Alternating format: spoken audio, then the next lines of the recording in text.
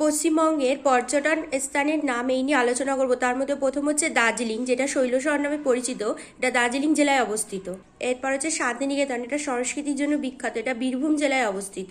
এরপর হচ্ছে সুন্দরবন, যেটা ম্যানগ্রোভের জন্য বিখ্যাত, এটা দক্ষিণ চব্বিশ পরগনা বা উত্তর চব্বিশ পরগনার মধ্যেও পড়ে।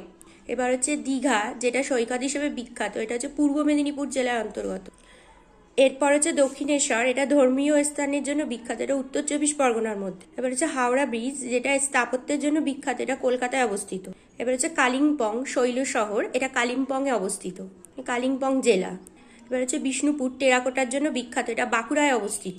এবার হচ্ছে মুর্শিদাবাদ, এটা ঐতিহাসিক স্থানের জন্য বিখ্যাত, এটা মুর্শিদাবাদ জেলায় অবস্থিত। এবার হচ্ছে মায়াপুর, ধর্মীয় স্থানের জন্য বিখ্যাত হিসাবে, এটা নদিয়া জেলায় অবস্থিত। এবার হচ্ছে গঙ্গাসাগর, এটা সৈকত বা তীর্থস্থান নামে পরিচিত, এটা দক্ষিণ চব্বিশ পরগনায় অবস্থিত। এবার হচ্ছে জলদাপাড়া, এটা বন্যপ্রাণীর জন্য বিখ্যাত, এটা আলিপুর দুয়ারে অবস্থিত। হচ্ছে কোচবিহার, রাজবাড়ি আছে ওখানে, এটা কোচবিহার জেলায় অবস্থিত। আর পুরুলিয়া হচ্ছে প্রকৃতির জন্য বিখ্যাত, এটা পুরুলিয়া জেলায় অবস্থিত। এবার হচ্ছে বকখালি, এটা সৈকতের জন্য বিখ্যাত, এটা দক্ষিণ চব্বিশ পরগনায় অবস্থিত।